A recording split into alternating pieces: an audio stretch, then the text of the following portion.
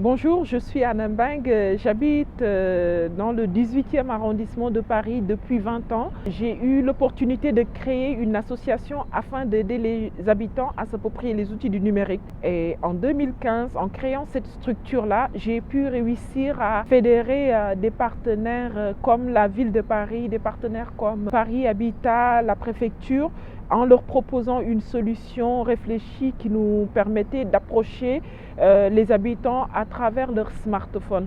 Et la solution a été co-construite avec la ville de Paris, a été co-construite avec le bailleur Paris Habitat, qui nous a permis d'expérimenter cette solution en 2019 avant le confinement. L'opportunité qu'on a eue en mettant en place ce dispositif-là, pendant le confinement, on a vu l'engouement qu'il y avait par rapport à la solution de s'approprier la transition digitale à travers le smartphone. Et aujourd'hui, on travaille avec plus de 4 bailleurs au niveau de Paris qui croient vraiment aussi, comme nous, que la transition peut s'effectuer tout doucement avec les smartphones. Ce qui se passe avec les smartphones, c'est que c'est un outil adapté qui a besoin juste, on a besoin d'une connexion Internet et surtout de maîtriser cet outil. C'est là où on a positionné cette notion de sensibilisation et de formation, où la personne en venant vers nous, probablement ne maîtrise pas l'architecture du téléphone, ne maîtrise pas comment installer des applications, ne maîtrise pas gérer son abonnement.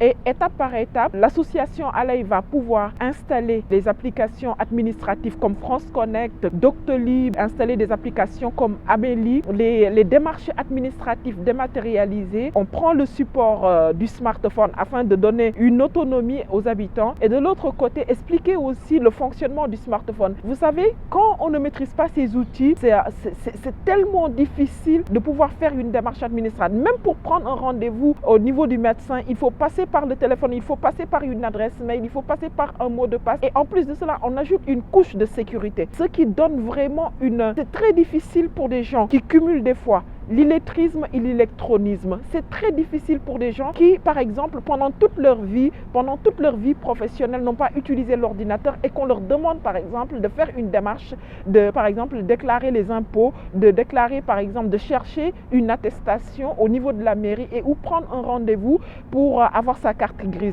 Il faut savoir que cette dématérialisation doit être accompagnée par une subtilité de ces professionnels qui peuvent donner une autonomie aux habitants, parce que c'est stressant de savoir qu'on coupe le titre de séjour d'une personne et à partir du titre de séjour de la personne, il y a par exemple le pôle emploi où on coupe tes droits, il y a la santé comme Amélie où on te coupe tes droits. Il y a tellement de choses qui sont autour de cette transition digitale et que ça doit être accompagné. Je pense que les décideurs, les institutions doivent mettre beaucoup de moyens pour accompagner les professionnels qui travaillent dans cette transition digitale. Effectivement, nous, on intervient en amont sur cette autonomie à l'usage du numérique, mais de l'autre côté, l'exemple de la préfecture, ils ont leurs outils, ils ont leur base de données, ils ont leurs informations en intranet et quand la personne en amont a une autonomie à prendre un rendez-vous afin de ne pas perdre tous ses droits, je pense qu'on fédère en quelque sorte cet écosystème